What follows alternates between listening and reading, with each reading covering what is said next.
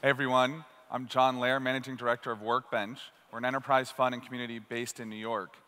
Our mantra has always been that amazing things happen at the intersection of suits and hoodies, which is why I'm so excited for our panel today on how startups can better work with corporates. Before we kick off, though, I want to make sure everyone's awake. So raise your hand if you'd love to sell into one of our esteemed panelists. Awesome. So we're a little short on time today, and we're going to skip intros and dive right in. So Tom, I'm looking at you. RR Donnelley is a 150-year-old company, and yet you've done some amazing work with startups lately, even some that are super early stage and don't have many customers. Walk us through the why and then get into the how a little bit. I think the simple answer is this. We've been around 150 years. You know, the city of Chicago burned down, the Great Depression. You know, the minute you start thinking, I know everything, you're lost. So for us, after 150 years of being around, we're sitting down and looking and going, a lot of media that we are engaged with is enabled through the digital world. And so the question for us is, how do we participate in that? And startups are a simple way for us to be there, for us to participate on the cutting edge. It was helping the founding of Workbench. Oration's a great example of a company that we sat down and looked at what they offered from a pharmaceutical perspective, which is in a healthcare market, which is a damn train wreck right now. And so one of the things that we sat down and thought is, here's a startup. They're not proven. They've got a great idea. It serves our employees. It serves our company. Why the hell not? And so that was us taking somewhat of a risk. But bottom line is that it was, if we can improve something, it doesn't have to be us. It doesn't have to be IBM. It doesn't have to be another Fortune 500. It can be a startup. And a lot of times, startups are more nimble. And therefore, you know, it gives us an opportunity to work at the cutting edge of technology. Awesome. So Joyce, let's look over to you. Your role at Thomson Reuters involves really scouting and then vetting startups internally. Playing off Tom's point, how do you think about risk for an early stage company? I mean, how early can you go? We go really early, right? So, you know, to your point, it's the activities and the pace and just the evolution of emerging technology has changed so rapidly that we have to be able to understand what's coming in the next 5 to 10 years and plan our emerging tech strategy, plan how we engage with early stage companies to do co-creation and market development. So we've worked with companies that have 10 people, right, all the way to companies that have raised Series A, Series B. And of course, there's the large tech companies. But I think what we're looking for from the smaller companies are really that external insights. How do we build quickly? What are some of the things that you're doing in terms of capability that can allow us to fill the gaps that we can't find in large companies? And then how do you advise us to go and look at our entire IT infrastructure and our product innovation cycle for the next 2 years, 5 years, and 10 years? And when you're looking at some of these 10-person companies, how are you finding them out there? I mean, are they coming to you? Are you searching for them? It's a mix, right? So, Workbench is a great partner, and many VC friends here. We do monthly, quarterly, discussions with the ecosystem to really kind of share what Thomson Reuters is looking for from an emerging tech perspective. What are the enterprise technology areas that we're interested in? What are the product innovation initiatives that both encompasses technology and business model that we're looking for? So through that communication, our partners like you understand kind of what we're looking for, what fits the startups, and then we kind of facilitate that conversation. But the other part is really, there are projects that we'll work on that, we can't share a lot of information, or we just simply don't know, right, where it's going to go. So, a lot of examples in fintech or some of the more emerging tech areas where we internally as a large company need to have time to develop that visibility, that clarity. So part of the learning is to proactively go out and identify startups that have those specific capabilities, but also the understanding of the market so that we can find almost like a board of advisors, right, that allow them to come in early in the game, but also allow us to really develop a holistic view of who can we partner in the future, who could be the potential vendors, how do we potentially integrate with large companies that we've been working with, and so forth. Scarlett, if a startup wants to get in touch with you, what's the best way for them to reach out, and how can they understand the pain points that you may be looking for solutions for? There's a few different ways, and first I want to highlight on some of the things that Joyce was talking about. The way that I view my role, and I'm a recovering entrepreneur, so I think that I think about it a little bit differently than most corporates. Specifically in New York, it's kind of being the foot soldier on the ground. So it's a lot of proactive and reactive as well. So being mentors and all these accelerators and going to enterprise meetups and things like that, and just being part of that ecosystem and hearing what's going on. The best way is actually understanding what we're doing and what we're looking for. And you can go to the corporate websites and kind of see the high levels. Going to events like this and hearing the areas that we're really interested and concerned about is one of the best things. I think that we can kind of start focusing later on, if you want, about the ways that people go about now that are really not effective. But people cold reach out to me all the time, and if they come at it from a perspective of, hey, I saw you speak at X, you talked about your initiatives in Y, Z, and here's how we can help you with that, you've got my attention. Keeping it curt to the point, not sending me 6 paragraphs is the best way, and of course, always, you're gonna hear this from any VC or anyone else, warm introductions are always key. So Tom, if someone doesn't have a warm introduction to you, what's a way that they can understand what's going on at Donnelley and reach out? Well, I think that there's simple stuff. You could look at every function inside of a company. What's going on for IT? What's going on for HR? What's going on in finance? What's going on with legal? And you could apply that across many, many industries. Then you can specifically look and go inside the industry. You can go, okay, an industry that's laid ink on paper for 150 years is in transition. What the hell is that transition? And so when you show up, you need to have a conversation with me about a business issue that I got going on that I could identify with what you're saying versus oftentimes it's more, let me tell you about my tech, let me tell you about this whiz-bang shit that I did that I'm sitting and going, I have no idea what you're talking about. And it's not settling a business issue that I've got, so now you're wasting my time. So for me, do your homework before you show up because that is going to get you in the door with me, because you're speaking a language that's meaningful for myself or another business leader in the company, and that then is solving a business problem versus I'm there to listen to some whiz-bang tech you design that I could give 2 craps about. And I think, if I may add, it depends on the audience, right? So I've had companies where, a specific example, a London-based company, 5 people, they reach out on LinkedIn, very specific email on, this is what we do, this is the content that we have, this is how we're getting our content, and this is what we want to talk about.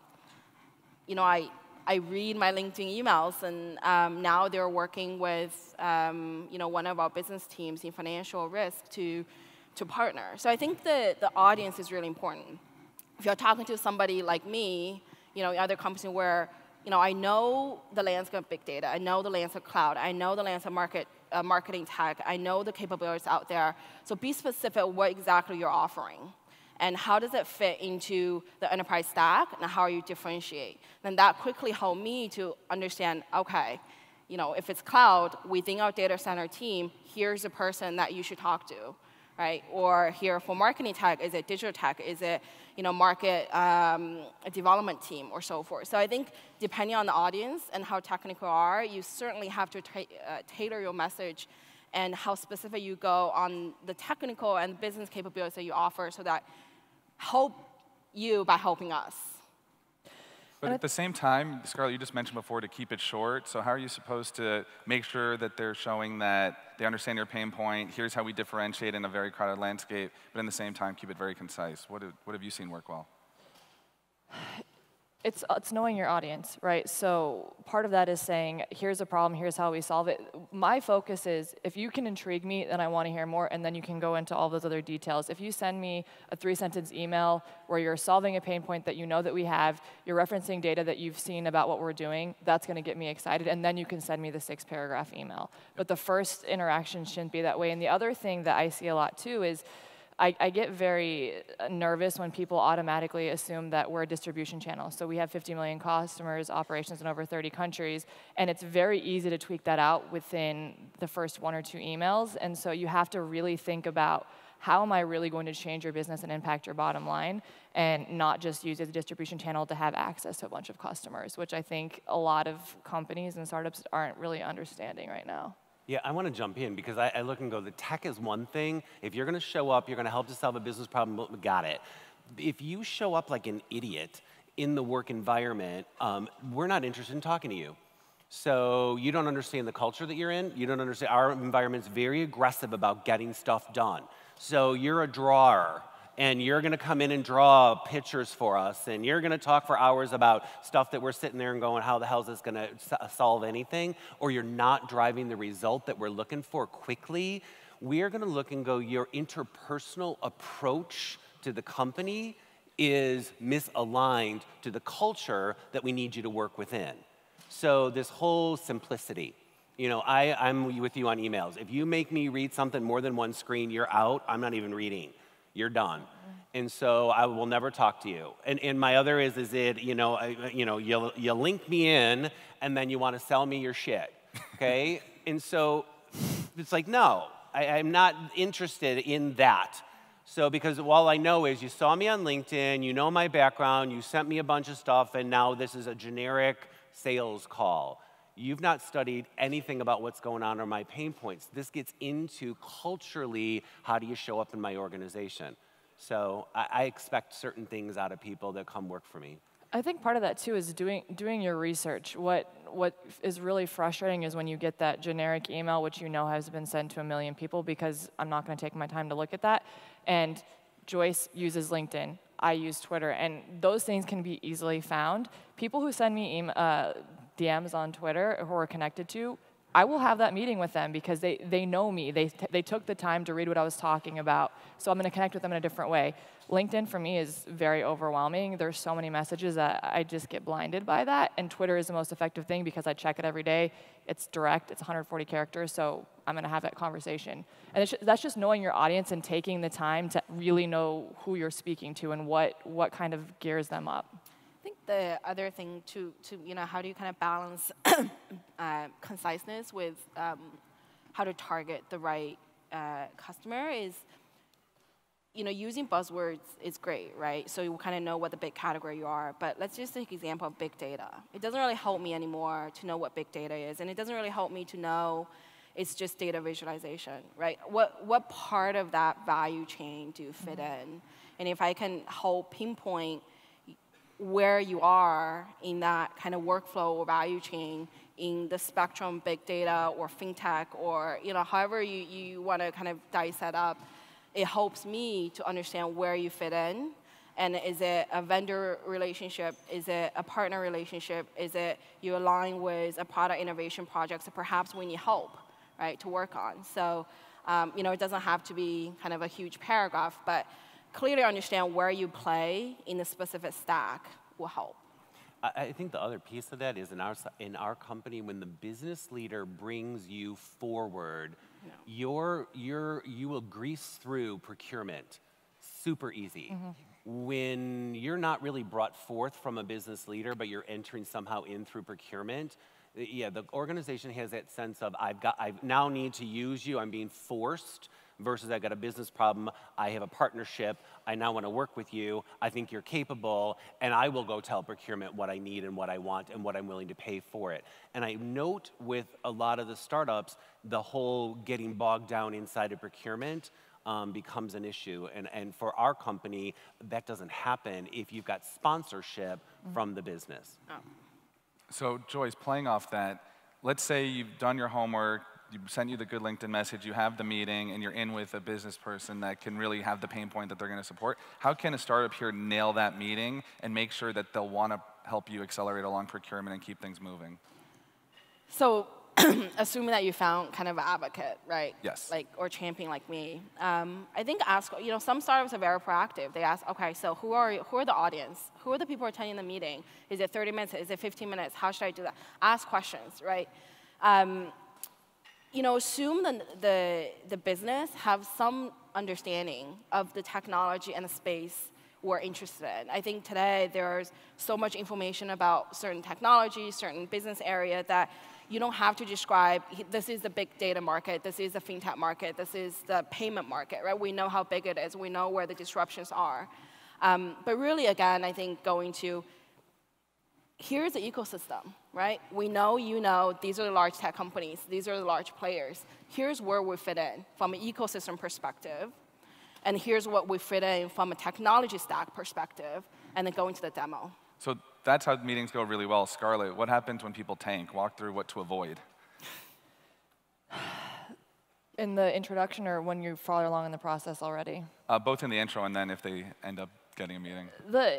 Part of it is not reading signals. So like, first of all, with the intro, I mean, we already kind of talked about this, but there was a company here who has emailed me 9 times in 72 hours from different people. That just does not work.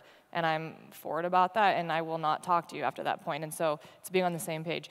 Moving forward, and once you get past the first initial meetings, and you talked about having the evangelist, which is extremely important, it's making sure that depending on what your product is, you have those right people in the meeting, and it's kind of pushing in, not in an aggressive way, but saying, I need to make sure that I need to make sure that risk is in this meeting, and asking for it, going back to what you were saying. And so when that doesn't happen, I've had a handful of companies who kind of get stuck in the middle, where there's not really much happening, and I'm doing a million different things, and so I can't sit there and hold hands with every single company. So the ones who are coming at me and saying, Scarlett, I've been sitting here for 6 weeks and nothing's happening, what's going on?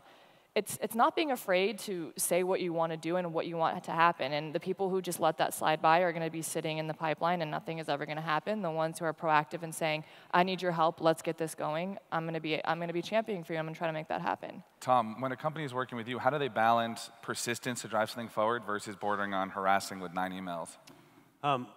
Well, I'm actually easy, because if you can bring me something that's valuable, I want to meet with you.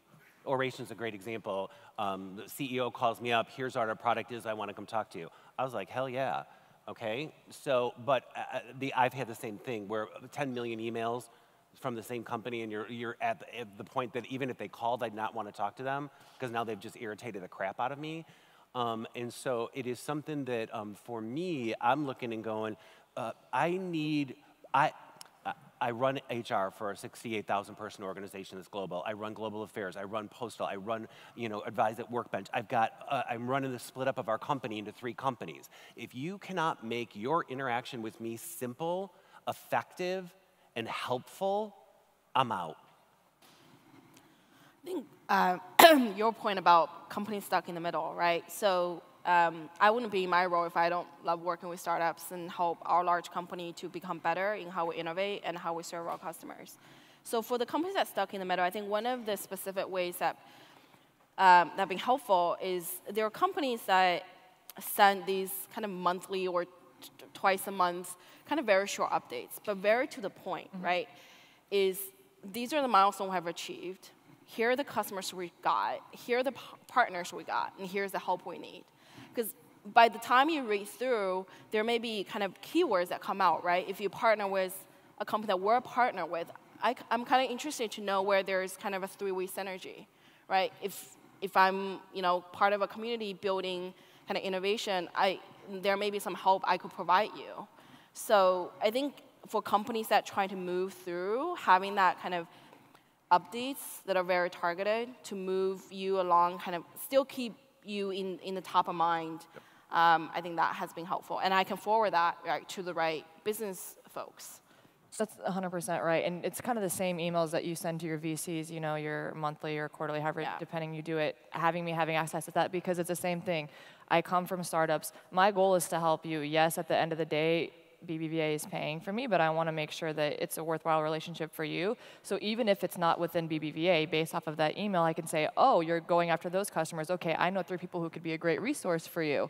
And so it's just giving the top line, but not. It's a delicate balance, and you kind of have to feel what makes the most sense. I think, too, for me, do not mistake activity for result. So a lot of the written documents that I get, wellness is a great example. Our company can make your employees well and we'll save you millions of dollars. And so yeah, anybody could write that, but when you actually start digging into the actual results, you don't see it. And so do not mistake, I'm involved in a lot of activity as an actual result. And frankly, I'm looking for what are the results that the product that you're selling me has caused. And what, aside from pure results, are you looking for customers, VC funding, the type VC that backs a company? What are the key metrics that you're looking for? Well, for me, you get into the whole funding conversation. I get into the product, so I'm looking at your product and go, okay, if your product is a recruiting product, I want to know how many people, the companies that are using you have actually recruited using the product that you've got and not gotten sued because it violates, federal laws around discrimination. If it's healthcare, I want to know if you're going to tell me about you've got all these people that you're making well. I'm dying to see the metrics that you're using on that. And when dug into, it was you mailed my employees that have diabetes a letter. And I was like, oh, that is such bullshit.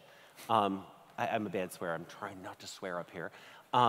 And so it was, for me, those metrics are the things that when you dig down and you find it's bullshit beneath all the activity, then I literally canned a $5 million contract because it was like, no. Letters, I can send my own letter and call that effective.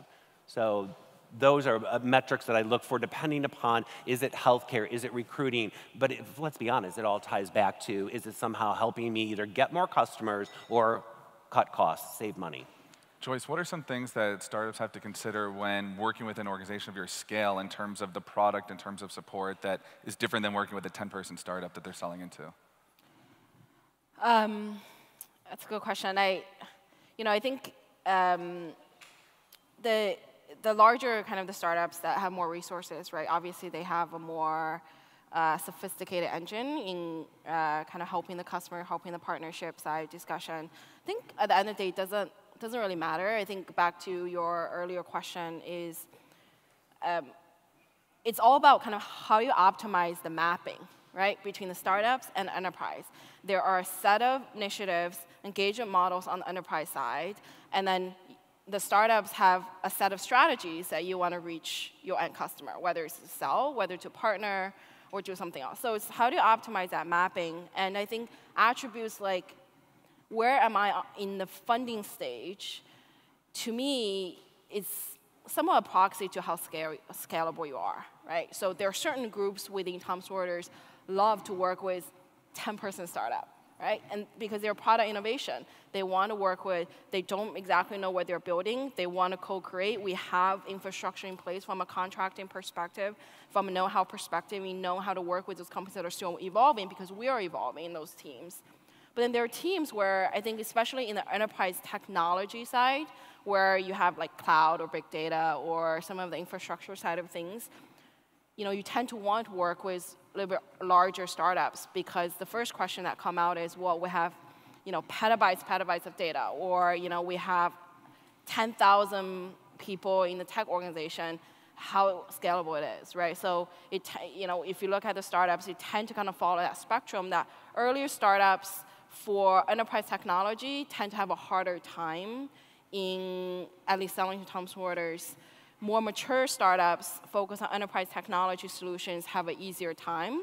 But then if you look at more emerging technology, product innovation topics that everybody's trying to learn, right? Then the earlier stage startups tend to have an easier time, so. We've used that. So the earlier stage stuff is exciting to me. That's my expertise. That's what I care about. And I think that you're getting a lot more of the real thought at that stage. But there has to be a filter because there are so many and you only have so many resources. So we have a competition that we kind of help push them through the pipeline. And the way that I kind of view my role and my team's role is making you get over all of the stuff you don't want to deal with, the regulatory stuff, the risk stuff, the compliance stuff. That stuff takes a long time, and you can spend an hour a week with our team and get a year's worth of information during that. So let's go with what's happening next. And back to Tom's question, I don't care about the funding. I don't care about the funding because the VC's metrics are very different than my metrics, and it's a completely different relationship. So if you've raised $10 million, congratulations, doesn't mean you're the right business for me. It means you have a strategic alignment with what I'm looking for, and you're doing something different. And there are two different categories. There are stuff that's going to have an immediate impact on my business, and there's stuff that's going to have more long tail. I'm personally interested in the more long tail stuff, but there are places for the earlier stage stuff that's happening right and having an immediate impact on your business. But I can make those introductions, but that's not what I focus on. Awesome. So we are just about out of time, but let's get one line closing thought from each of you with a final tip for the audience. Final tip.